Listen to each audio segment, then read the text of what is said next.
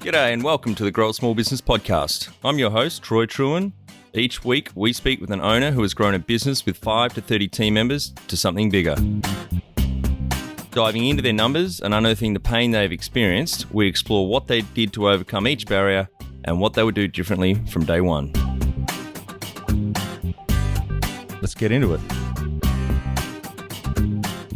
Starting with a journey to whiskey's homeland, Scotland, in the early 2000s, following his pursuit of golf, Bill, thanks to a mutual friend of ours, Greg, he fell in love with the age spirit and a few years later ventured to Tasmania, Australia to work and study world-class distilleries in the islands south of Melbourne.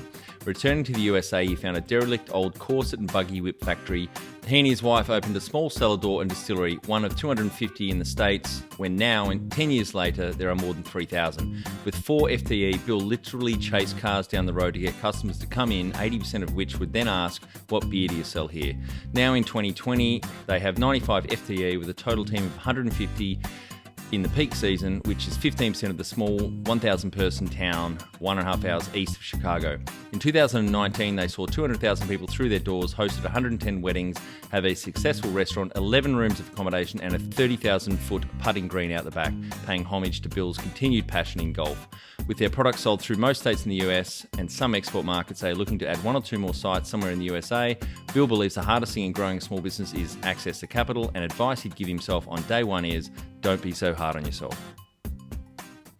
Welcome everyone. Today I'm interviewing Bill Welter from Journeyman Distillery in Three Oaks, Michigan in the United States. Thanks for your time today, Bill. Thanks, Troy. Great to be here. Thank you. Let's start with how we know each other. That's through a mutual friend of ours, Greg Ramsey, or Rambo, and you were recently out in Australia for his wedding. And I think you and I met. When did we meet? That was a few years ago now. Yeah, I think that was in Launceston. Maybe, God, it might have been five or more years ago. Yeah, maybe more.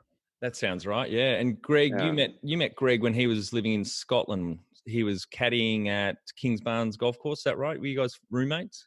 He was working when I met him at the Road Hole Bar, right there on the 17th hole. I think Greg was pretending to be a master of whiskey.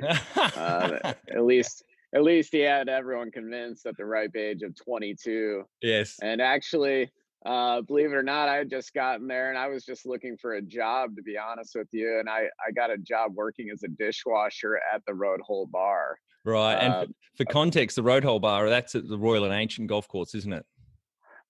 It's the old course, the RNA's right there, and the famous hotel sits on the 17th hole there, and the bar is at the top of the hotel, which has an amazing look onto the North Sea and the golf course. And I think Greg came to me after about 2 days and said, I quote, "What are you doing here?" And I think he meant, "Why are you washing dishes?" And I said, well, right. This is the only job I could find. Yep. And he said, well, I know the restaurant manager at the Westport, which was on South Street, and he said they're looking for servers over there. Why don't you run over there and ask for so and so? And I did, and I guess that's the first and not the last time that Greg's helped me out in my life. Yeah, and that's in just out of St Andrews in Scotland, isn't it? Yeah, so St Andrews, the home of golf. One thing kind of led to another with Greg and I, and the two of us became very good friends. And in fact, he and I actually ended up rooming together in St Andrews for a period of time before he went back to Tasmania, and then eventually I went back to the US. Yeah, he came back after that Scotland trip and with the brainwave of the world-class Barnbougle golf course, which I think you flew out a few years later to have a look at, didn't you? Correct. Yep. Yeah. And your joint love of golf, you and Greg, is my memory correct? You were almost a professional golfer, is that right?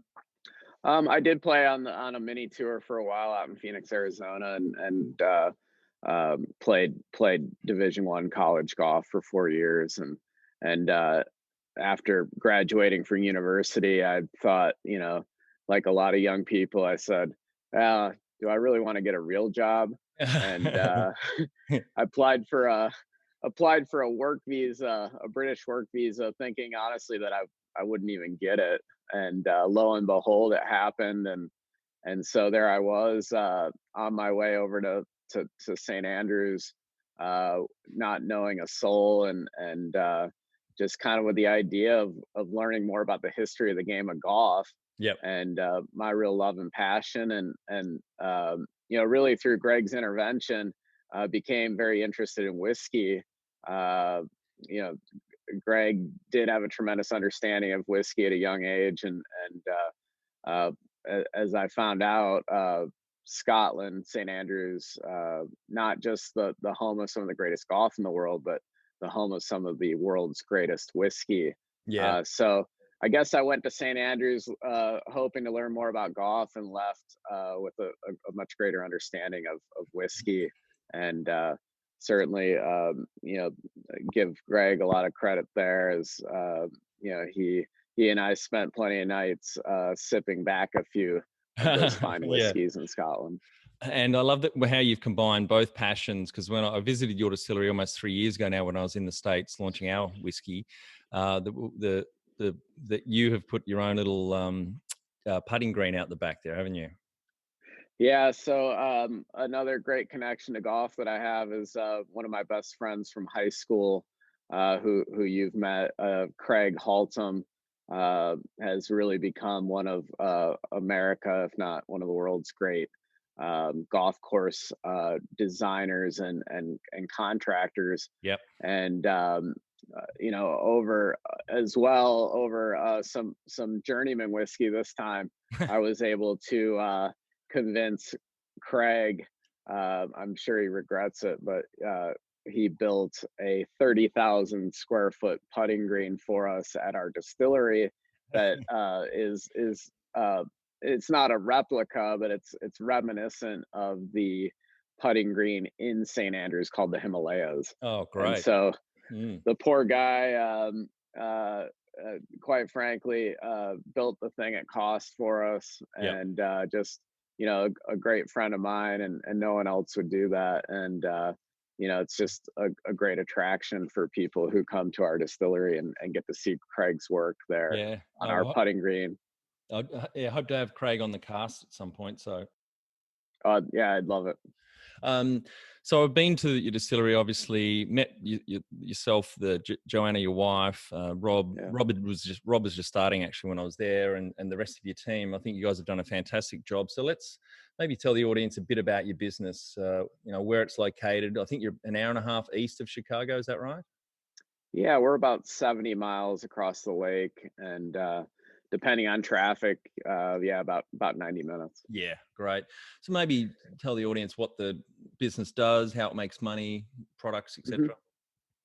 I mean, we started off much like any other distillery in 2010, and really tried to focus on honing in on quality, and focusing on our production processes, and making the best product that we could. That followed up, like most other distilleries, we opened a small tasting room, and sold some product on site. A little bit of merchandise, retail stuff. And then really in 2010, and even in 2011, and really in the early 12, it just didn't seem like craft distilling was going to be a thing. And quite frankly, it was, as you kind of alluded to earlier, it was more kind of a combination of some of my passions, and it just kind of developed into a business. And of course, as we all know now, as 2012 kind of developed, and into 13, craft distilling across the country and across the world became a viable industry. And in many ways, we just continued to try and reinvest in the business, and grow it over that period of time. And certainly, we benefited from that growth, and really, quite frankly, unexpected growth in the industry. Because I can tell you, in our opening days, 8, 9 out of people would walk in the front door of Journeyman and say, well, what kind of beer do you got? Right, And, yeah, yeah. and And so, and you've been at the same location the whole time in Three Oaks there, the old buggy whip factory? yeah, so we're in an old 1800s corset and buggy whip factory. Yep. A guy named E.K. Warren started his business here in the 1880s, making corsets and buggy whips out of the quill of a turkey feather. Wow. And for context, the town, because I remember Rob and I went for a very early morning run. Rob and I went for a very early morning run one morning there. Three Oaks is like 1,500, maybe 2,000 people, a very small town. Yeah, it's about 1,000 people, Yep. and it's a sleepy little town. It's a charming little village, and 5 miles from Lake Michigan, and just really, I describe it as kind of an artist community. And I do encourage the audience to pop over to your website, Journeyman Distillery, and just check out the photos. It's an absolutely mind blowing setup there now, because you've expanded just from that small tasting room. Now you've got a restaurant. You conduct a lot of weddings there. When I was there, I was blown away with the Right. different spaces you've got. You can have 2 or 3 weddings on at a time. It's fantastic. Yeah. Yeah, it's grown over the years, and like I said, we just continue to reinvest, and the events became a major component to the business, and in some ways, I'm thankful that we did diversify and have um, more revenue opportunities, I guess, where um, as we're seeing right now, and kind of, I certainly wouldn't have predicted it, but kind of a shutdown of the food and beverage industry. Yeah. Right now, we're just at the start, I guess, of this coronavirus Yeah, issue. Yeah. Absolutely. Yeah. yeah. Um, Jesus, don't say start. Yeah, I think it is, unfortunately. Yeah, we've got a bit of road to go yet. Maybe tell the audience how you started out, what sparked the idea, and Well, no doubt, and and always give full credit to Greg. Obviously his influence on me in St. Andrews, but as we know, Greg would go on in 2005 and six to focus on his own development of a craft distillery in Tasmania. At that point in time, I was working for my dad and our family business, committed to really taking the family business into the next generation. Uh, Shortly after that, just before you move on from that, so out of context, yeah. what kind of family business was that, Bill? So our family had been in the banking business. Yep. We had a small community bank in Northwest Indiana, just outside of Chicago, where in the mid '70s, my grandfather, also named Bill, got into the business, and then my dad, in the late '70s, came on board and spent 25 years as president and CEO, and then from 2000 through 2006. I worked in the business, but really, as a kid, you know, we would go to work with dad and roller skate around the bank, or leave notes for the tellers, Yep. or what have you. So I mean, we really grew up in that business, and the bank and family were kind of synonymous. Uh, so it kind of has really formed my thoughts on our business, and the idea of also creating a multi-generational Yeah. business with our distillery. Yeah, great. I have fond memories as a kid. My middle brother and I hanging around the petrol stations. My father used to be a fuel distributor for Caltex and then BP here in Oh Australia. wow. So we hung out in a lot of service stations and cleaned a lot of windscreens. I think it was my idea to be paid five cents a windscreen, which at the time when I was 12 or something, I thought that was a good bargain. So yeah, how'd you come about the idea for the distillery? So obviously, uh, in 2006, unfortunately, our family business was sold, and I say unfortunately because my dad, myself, and the rest of our immediate family wanted to see the business continue.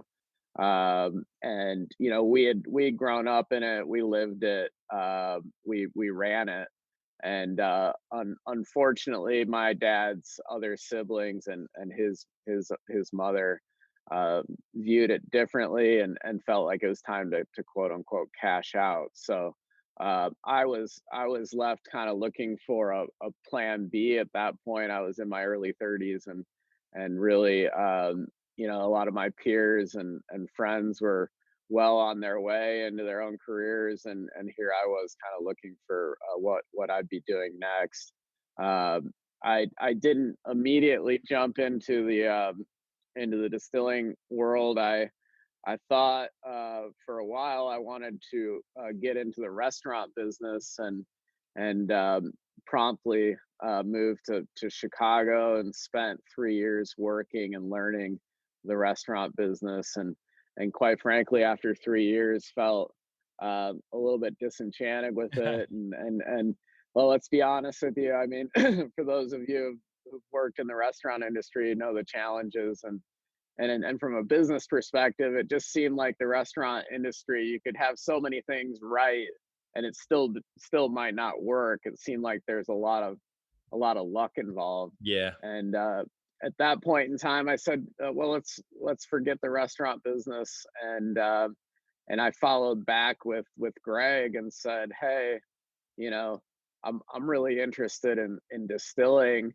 It ties in a lot of my passions, my love for Scotland, love for whiskey, and I said, would you be open to the idea of me coming down to Tasmania for a period of time? And I ended up going down to Tasmania in kind of January and February of 2010, and spent time with some of Tasmania's best distillers, and really just kind of walked away with enough confidence to say, I think this is something I can do. Yeah, great. That's fantastic. And it was later that year, actually, that Greg stumbled upon the New Zealand whiskey casks, which he and I work on together with the team. So really good timing for you to come out to Australia. And just going back to a Yeah. point, it was good timing also, and a bit of luck, I guess, for the family to exit from the bank in 2006, because the GFC hit a year or two later. So yeah. That's right. I mean, obviously the world's economy would struggle shortly after. Of course, my dad learned a lot of tough lessons in the banking industry in the 80s, and really ran a very conservative banking operation, and really, quite frankly, was very well positioned for a downturn, and one in which, certainly he would argue that we could have gained a lot of market share in a difficult period, Yeah. with his conservative nature. So I think, it's hard to look back on it now, and but we we certainly have tried to make the best of what's come from it. So you're out here, you were out in Australia for a couple of months, early 2010. I assume you went straight back to the US, and what happened next? Well, and like I said, in 2010, I look back at it now and felt like I learned a heck of a lot in Tasmania from what would end up being some of the, quite frankly, world's greatest distilleries. Yeah.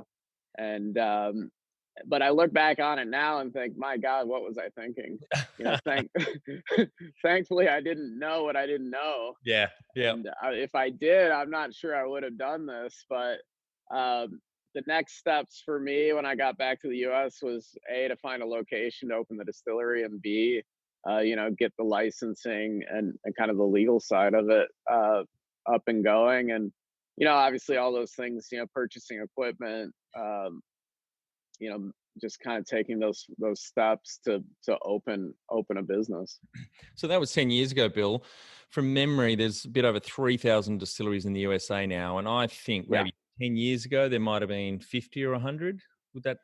Yeah, there was less than 250 distilleries in the whole U.S. when we opened, Yeah. and so I mean, in some ways, obviously, we're very, very new to the game, especially when you look at even like a Lark distillery in Tasmania, or obviously some of the world's great distilleries in Scotland, and some of the great bourbon distilleries in Kentucky are all, could be several hundred years old.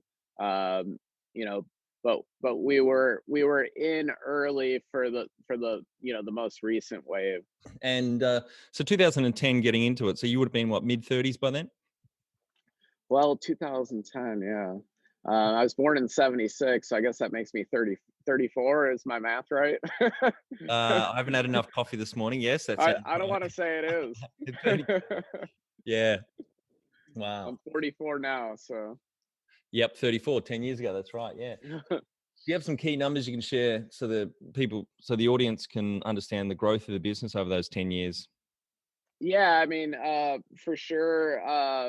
As I mentioned earlier in the interview, 8, 9 out of 10 people who walk in the door, and the question is what kind of beer do you have? So I think for us, we that was a great opportunity to educate people, and I think that was really, quite frankly, a time in America, or even maybe even across the world, that people didn't know what a distillery was. Yeah. They knew Jack Daniels, they knew Jim Beam, Johnny Walker, you name it. But I think maybe in some ways people just thought those products just appeared on the shelf. Uh, so when they came to Journeyman, we had an amazing opportunity to really tell them what distilling was about at a small level. And I'll be honest with you. I mean, I tell this story often. I do a monthly distillery tour for new employees, and we opened Journeyman in a seasonal area, and we opened it in October. Basically, October being kind of the last month of the season. We had a nice little October when we opened, and but in November, I remember Joanna and I standing at the bar in the distillery on a Saturday at 8 o'clock in the evening, and there was literally no one there. Yeah. And Yeah. I know both she and I kind of looked at each other and thought, What are we doing? well, what did we do? Yeah. What are we gonna make it?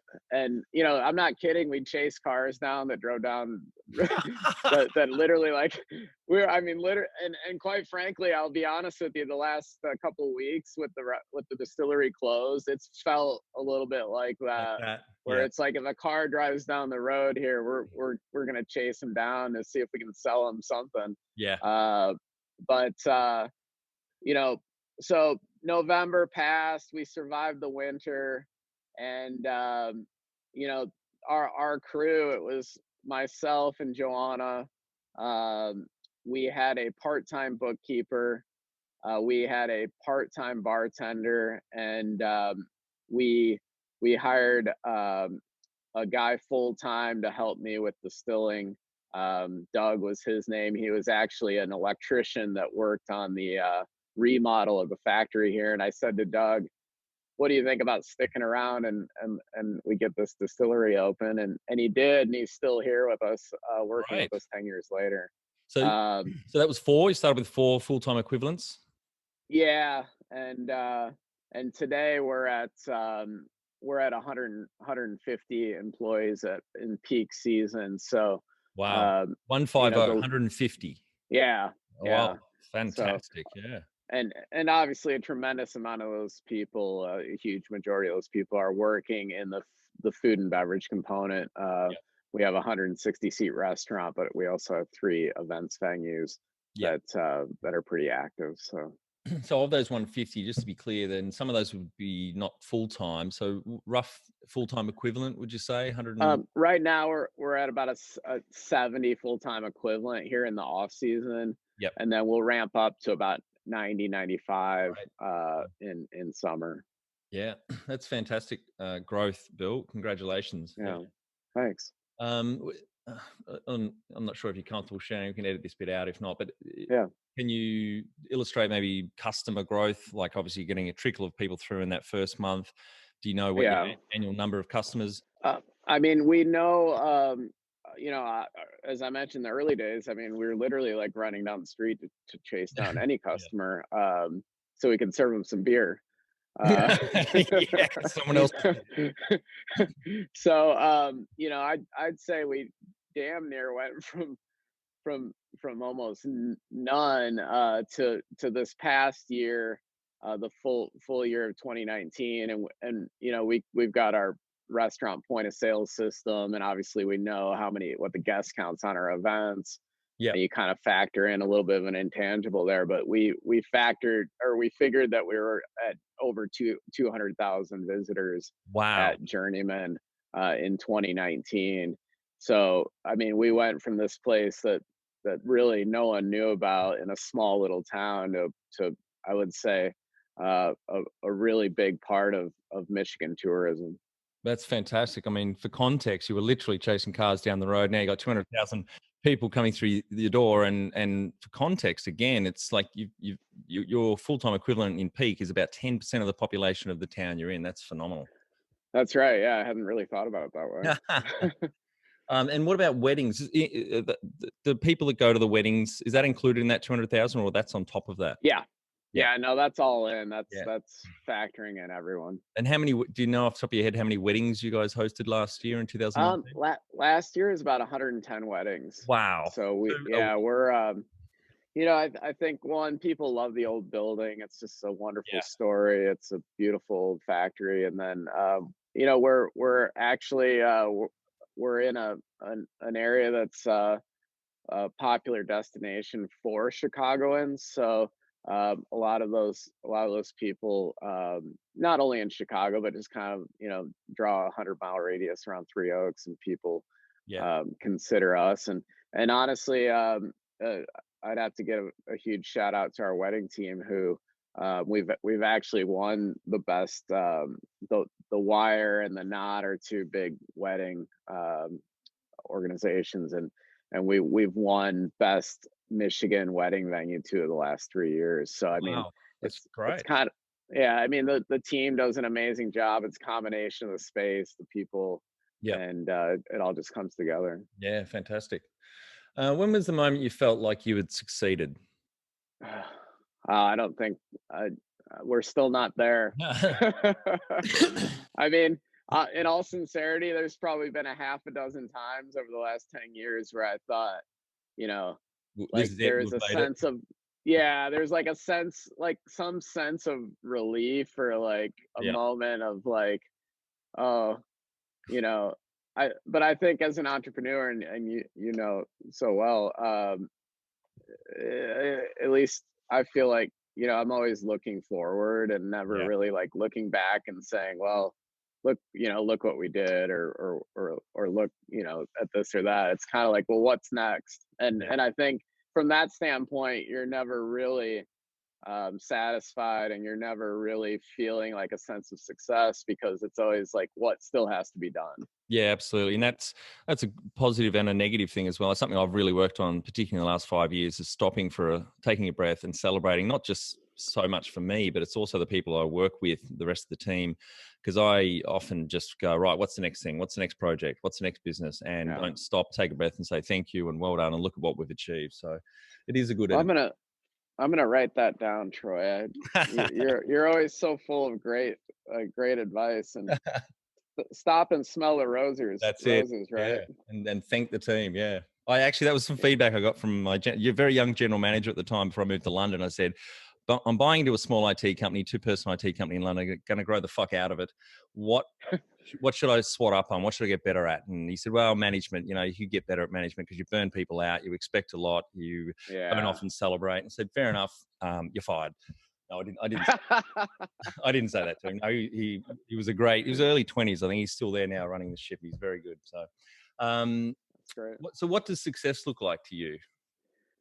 Uh, phew, that's probably another one that falls into that same line of looking back and Yeah. saying, well, we did something. But uh, I think for Joanna and I, we'd like to continue to grow the business with the idea of maybe opening another location or two, with the idea of, how can we be a good partner to the community.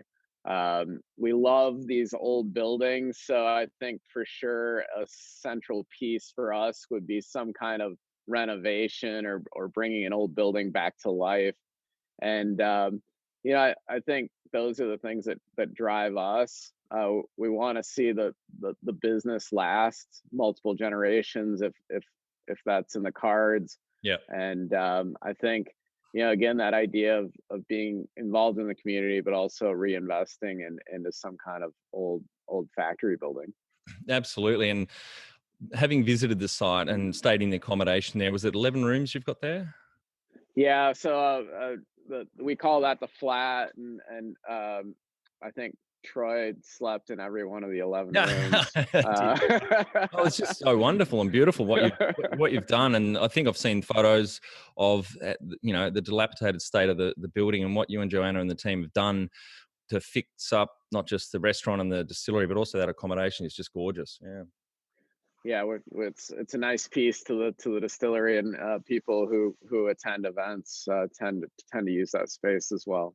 And I've just remembered another point that shows your passion of whiskey. You and Joanna named your daughter Isla, didn't you? Yeah. Which is the So island in Scotland. Yeah. of course, yeah. Yeah, our sweet Isla, she's 7 now, and I had an opportunity to go to Isla when I was living in Scotland in 2000 when I met Greg, and it's a beautiful place, and obviously as well, Troy, one of the great places for whiskey in the world. So maybe if I guess we've kind of indoctrinated her into the whiskey world by naming her Isla.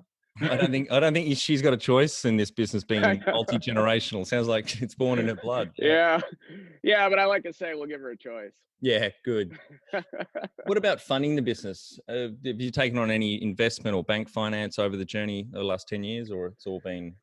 I mean, I think, if you can do it this way, it's great. We suffered for a lot of years, frankly. If I had to do it over again, I probably would do it the same way, but we really bootstrapped it. Yeah. And, we, it was an amazing time. I suppose if I was to look back on it, it was one of the best times of my life, but also at the same time, I mean, we were putting in 15 hours a day, every day for quite frankly, a year and a half. And before I think I finally just collapsed. Yeah. And now looking back on it, and really, Troy, I just didn't know any better. I mean, I thought that's just how you open a business. And Yeah. now, through guys like yourself, Greg, other people that I've met, obviously there's ways to, get funding, hire people earlier on, Yeah. do some of the things that don't kill the founder owner. And I think for me, I probably wouldn't have done exactly the same way. We would have enlisted more help earlier, and but at the same time, we have been able to maintain ownership of the business. We've been able to manage our debt.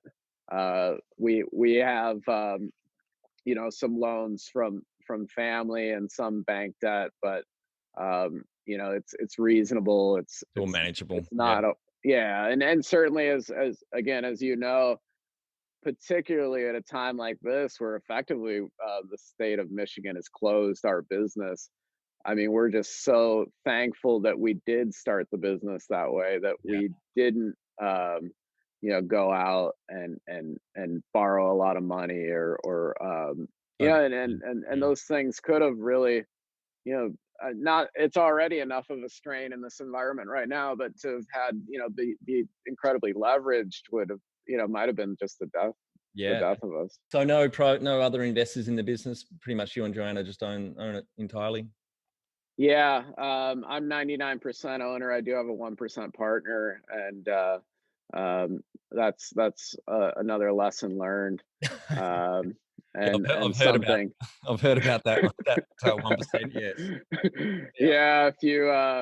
If you want any advice on partnerships, you can you're welcome to reach out to me, whoever your listeners are, and I can tell you the story of my 1% partner. Needless to say, you can read between the lines. It's let's just say it's not been mutually beneficial. Right, got it. Yeah, and I guess think again in the future. And actually, there's a business down here that I know did a similar thing. They gave off a slither of equity early on.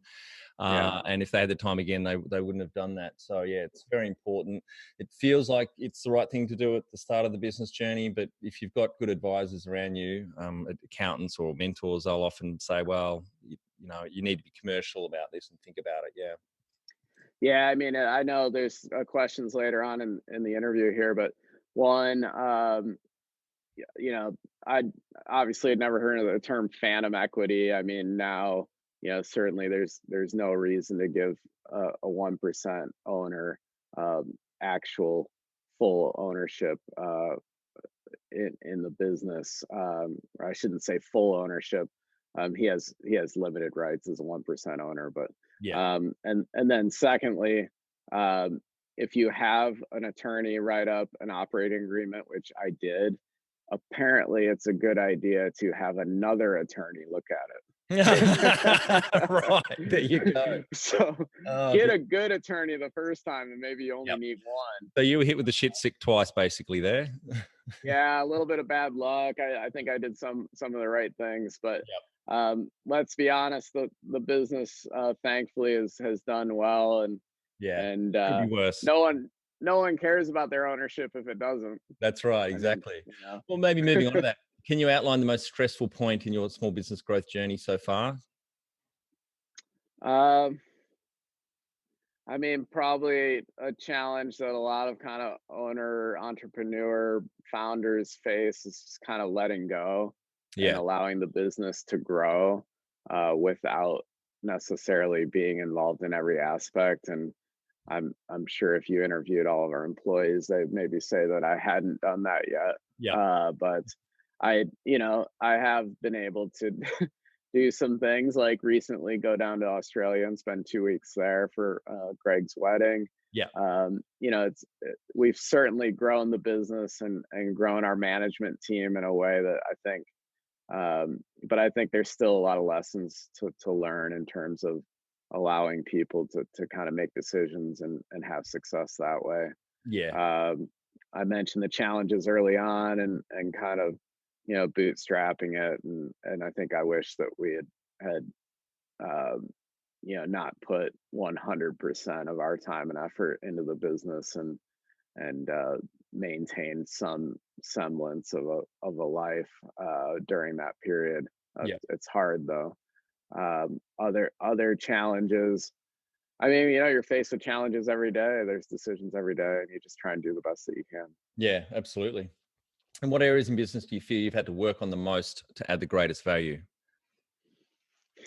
Um, Areas that I've had to work on the most. I mean, it just seems like it always comes down to people, Yeah. I whether agree. it's Mm. whether it's the people being your customers or the people that you're working with, and I think probably an area that I could um, still work on is HR, and just you know taking those necessary steps to hire the best people you can without having to go through it over and over again.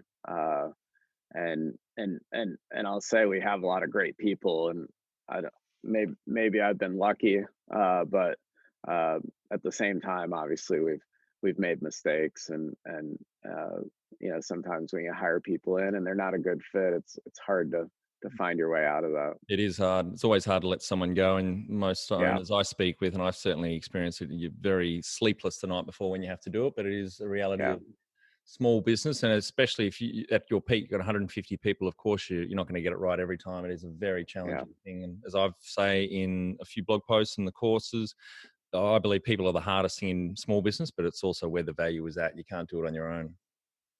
Yeah, absolutely. I mean, um, and when you get somebody that's really good, and you just go, "Oh man, Oh, wow," yeah. so blessed. Absolutely. I asked someone this in an interview a month or so ago. I mean, the chasm. It was James Cooter from Savage Interactive, they've got the number one paid iPad app in iTunes, and there doing like 33 million a year, 50 Wow. 40 staff. Sorry, here in Hobart, in sleepy North Hobart. And when I said to him, how big is the chasm between an A player and a B player? It is just so stark when you've got someone on that just ticks all the boxes, cultural fit, Yeah. smart, great attitude. Yeah. Yeah, and it's such a relief in so many ways for us to have people that you can really trust, that you can just hand things over to them and they'll get done, and they'll get done well, and it's just, it is night and day, and I'm sure that guy's right. Probably the difference between somebody who's just an A player and even a B is just probably huge. It is. Yeah. And what have you enjoyed the least about managing the fast growth? Probably just like it seems like the limited number of emails that I get. I probably could could seek your advice on how to manage that. I've had a couple of pretty smart people tell me, don't send emails and you won't get them back. Yeah. Well, I think Greg's onto his third or fourth EA from offshore, so you could always try that. I know. I just I couldn't do it. Yeah. I just Yeah. I'm too controlling. Yeah. I gotta read all my emails. Yeah, no, I'm of a similar ilk as well. Actually, yeah, I'm a bit of a perfectionist in that regard. And what's been the Yeah. biggest mindset shift for you in the small business growth journey? I mean, for me, it's just like, it's there's nothing better than entrepreneurship and starting your own business, and that excitement and freedom to really, build and create something and be a part of that. At the same time, I continually feel that, there's the blessings and the curse, and the curse is I never really feel like I'm away from the business. Yeah, And whether it's, I don't even call them vacations, I just call them trips, yeah, because I'm like, well, I never left in a way, and that's something that I need to work on. And you talk about a mind shift. I think that's something that really, for me to make this a long journey. It's already been a long journey, but you know, you look at the life cycle and longevity of a CEO, and it's not long. no, So I mean, those are things that I need to work on personally, and maybe they aren't so much business, but just taking some of those necessary steps to really get away, if there's such a thing. yeah. Chris Miles at my local pub here, I interviewed the other week. They've also got a small brewery just down the road, and that was his answer. One of his answers was just balance, like not thinking about work all the time. And I've certainly struggled with that early on in my 20 years now in small business, and it's something I've particularly worked on the last 7 years. My daughter Maggie's almost 7, same age as Isla, and that's Yeah, really, drove home for me that perspective of switching off and being present and really working. yeah, It's tough, and especially when crises are on, like at the moment where everyone's in the middle of the virus, COVID-19. So yeah, really have to, put structures in place and build habits up, I think, to put the phone down or not do emails when they're around and actually spend that time with them. It's really helped me change the way I think, help my mindset shift having kids. Yeah. yeah. Oh yeah, it's amazing. And what's the number one habit you think a small business owner needs to develop and maintain? I would say perseverance. I Yeah. mean, or grit. Grit's kind of like a term that is one of my favorite. Especially when trying to hire people. You need someone who's not gonna kind of turn away at a challenge, and has the kind of intestinal fortitude to drive forward and somehow make it work. And as an entrepreneur, obviously, I mean, that's just like, if you don't have grit, you're probably not going to make it No, past the first week. that's right. Yeah, uh, absolutely. Yeah, that's good. because I mean, you'll be, as Troy, I mean, Jesus, you'll be tested in ways you never knew. And but that's one of the amazing things about it. You get to kind of see what you're made of. That's right, and that's one of the reasons why I went into and love what I do is just the challenge. Not everyone can do it. It is fucking hard. And I Yeah. used to say when I used to run a distillery here in Tasmania after the families sold out, and I'd have early on some managers come to me and ask for my decision on something, and I would say to them, I make enough decisions on a day to run a small South Pacific nation. You can make that decision. You know, I'll give you my opinion. I But it's love your your call. I love your perspective. Yeah, yeah. Just to give them some context, yeah.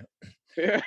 And maybe let's talk about how you've added people to the team, because it is a fuck ton of people that you've obviously employed over the last 10 years, not just the peak of 150. There's been a lot of people that come and go, casuals and Yeah. people that didn't work out. So the audience can, I guess, take some lessons. Can you talk a bit about some wins, mistakes, and any advice around hiring people?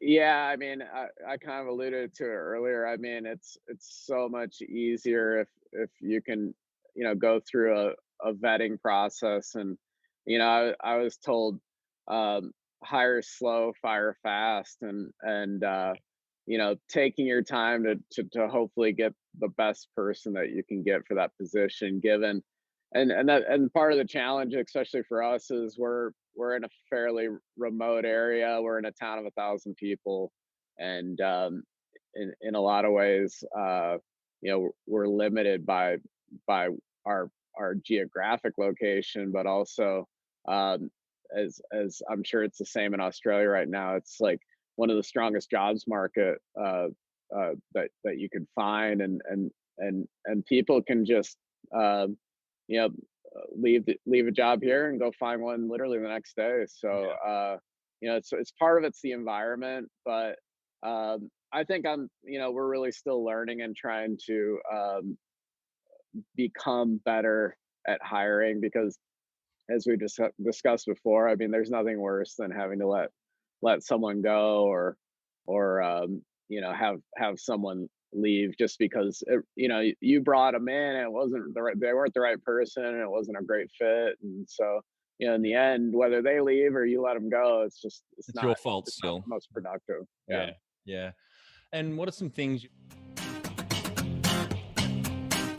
Jump over to growasmallbusiness.com and leave your details to get a short 2-minute email I send on Fridays to help small business owners like you become better leaders. I include some reading or professional development resources I've discovered in the last week. Things you recommend to building a sustainable and kick-ass culture to help with that growth?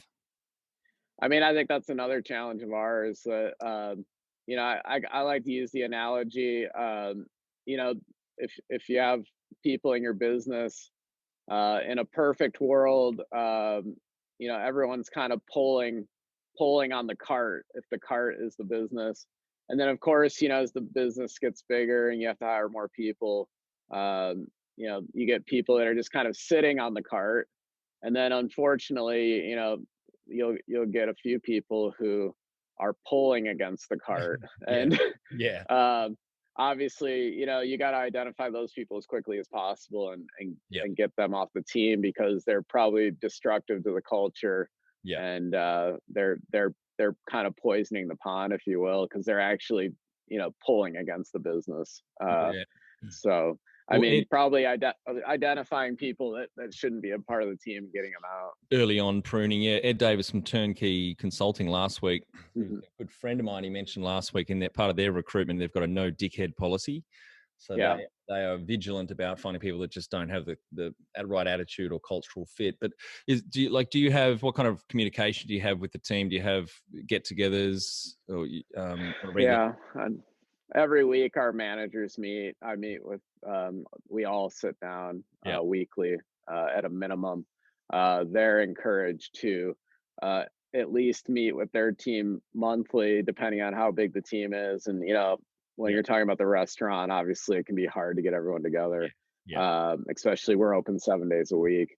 And then, we really, and this is something I learned from Greg Ramsey. He told me once, if you can just spend, 5-10 minutes a week with some of your key people, just like, he may have got that from you. I I see was the about to smile on say your he face, got that from me. Yeah, yeah, well, 'cause he's the he worst learned at it. that from you. Yeah, I know.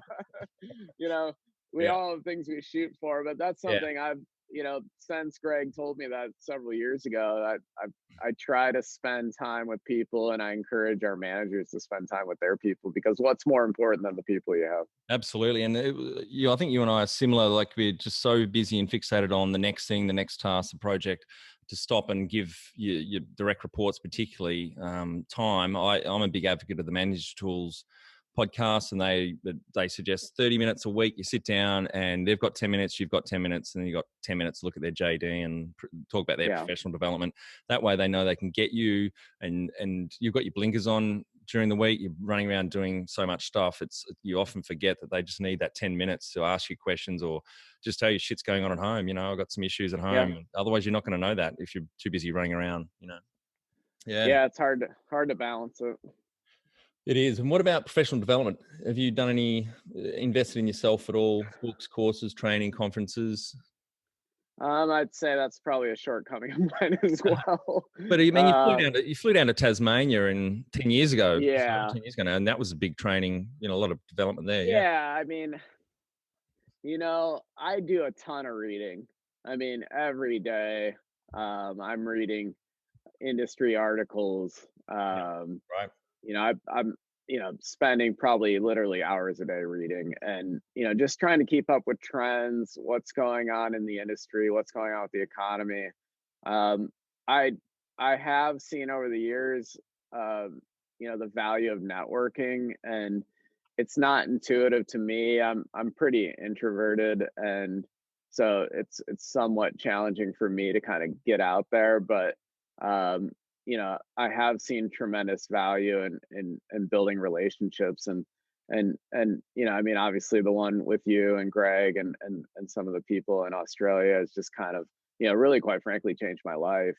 Yeah. And and that makes me wish in some ways, that I'd been not more aggressive in quote unquote networking, but All right. just have gotten to know more people over the years. And but in some ways, the relationships I have made, they're fewer, but I think they're more important. They're more real, and Yeah. that's been a value too. Versus spreading thin, I've focused my time and efforts more on fewer number of people. Yeah, sure. And that's one of Greg's great strengths. He's a phenomenal networker and knows people, and he's always Yeah, out there helping whoever he can. He puts people in touch and suggests, yeah, go and speak to Bill. He had that problem, so he's really good. yeah. What about mentors or coaches? Have you had any of those along the way? Oh yeah, I mean, and that's kind of maybe one of my strengths. I think we've hit on a handful of the weaknesses of mine, but I think one of my strengths, honestly, is I oftentimes I'm good at recognizing when I don't know something, but also, quite frankly, I'm the type of person that wants to get feedback from two, three, four, five people, and then I'll take in all that information and then make a decision from it. And I would strongly encourage any young entrepreneur, or just any entrepreneur, to to to have that kind of network.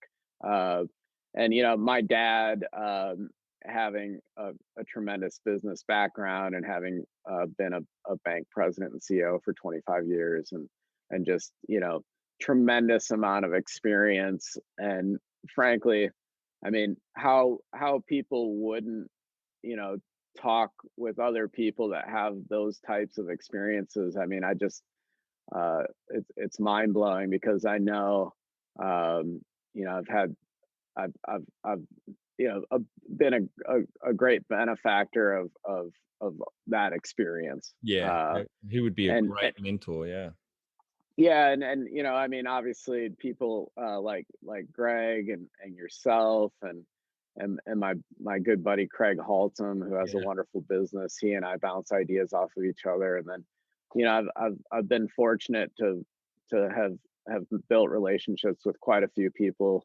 that are just, quite frankly, just really a lot smarter than I am. And so yeah, I've really benefited from them, and I'd like to think that also they've benefited from my perspective on certain things as yeah, well. So yeah, yeah. it's been a win-win. Great. And we're into the final five questions now. What do you think is the hardest thing in growing a small business? I mean, probably for a lot of people is capital. Yeah, yeah, And I think, uh, I really do think people are capable of doing about anything, but you know, it- I suppose, to be an entrepreneur and to get a business off the ground, you have to have an understanding, at least a reasonable understanding, of a lot of different things. mm, And some people may or may not be good at raising capital. that's just, one piece of the puzzle. So, I mean, obviously you look at failure rates in small businesses, and a lot of it comes down to capital requirements. Yeah. Yeah. So, I mean, and that's something, that we're facing as well as we try to grow the business, the challenges of growing it, maintaining ownership, and how you go down those roads. But other challenges, obviously, it's just the people equation, Yeah. and trying to build a great team, and that has a great culture and attitude, and you can just achieve so much more with the great players on the team. Yeah, definitely. And favorite business book which has helped you the most? The most recent one that I read was Principles by Ray Dalio. Yeah. And pretty extreme perspective. But I took away a lot from it. He's pretty hardcore perfectionist, and I could relate to him on certain levels. And I think in some ways he spoke the same language that I speak, but maybe he takes it a few notches Yeah. further. And so, I mean, I think that's one that I would read. And I think I've taken a lot away from that book. Charles Beaumont, a good friend of mine who I interviewed in episode 2, actually mentioned Ray. I haven't read any of Yeah. Ray's books yet, but it's certainly on the list I will get to. What about any great podcasts or online learning tools you use for professional development? In terms of podcasts, I'm probably like closer to like the rotary phone. Took, Right. it only took me 20 minutes to figure out how to get Zoom up and running, Yeah, and today. so frankly, I'm still reading, physical books, but in terms of podcasts, maybe I'll figure one of those out one of these days. One day, yeah. What about one tool you'd recommend to help grow a small business? In terms of growth, I mean, well, obviously we discussed mentors. We've discussed the ability to raise capital. Uh, I suppose another tool that we've had success with is just open conversation of ideas amongst our management team.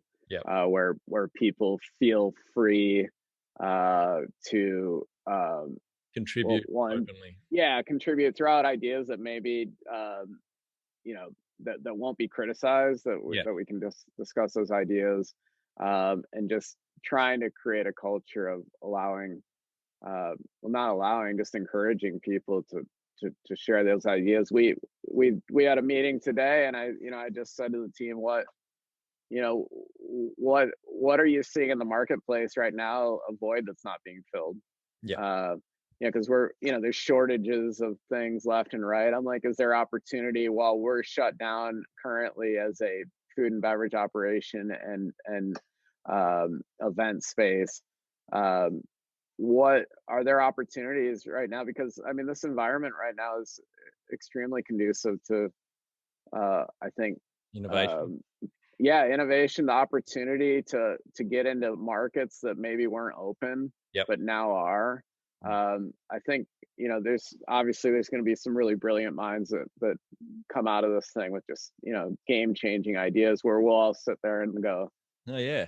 why didn't I think of that? Yeah, exactly. Yeah. So I'm Yeah. trying to think of that. Yeah. Right. And the final question, and my favorite, what would you tell yourself on day one of starting? I'd probably say, don't be so hard on yourself. Yep. I think that's kind of a blessing and a curse. That idea of really wanting to be extremely successful, but at the same time, kind of, sacrificing yourself, honestly, to the point where, maybe you don't even recognize yourself anymore. And 18 months later, you look in the mirror and you go, Jesus, I've been working 15 hours every day. Who am I anymore? Yeah. And you realize, and a lot of it's out of fear, frankly, that fear of failure, the fear of disappointing, whoever, maybe disappointing your mentors or your family or your spouse. And so, I would say money is rarely ever factored into the equation.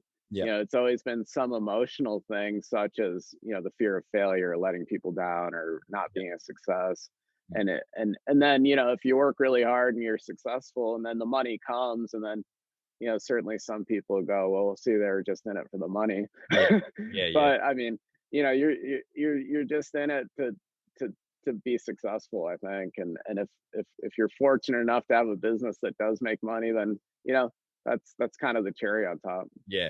Well, Bill, thanks for your time today. I think the audience will get a lot of value out of what you shared with us, and some great insights on your journey and wins and things that didn't go so well and you do differently. So thank you very much.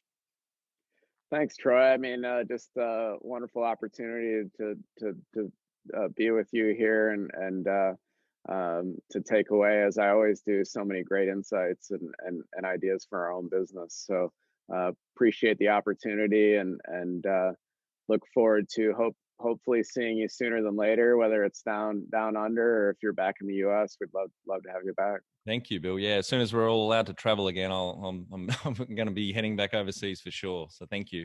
Awesome. Yeah, thanks so much. No worries.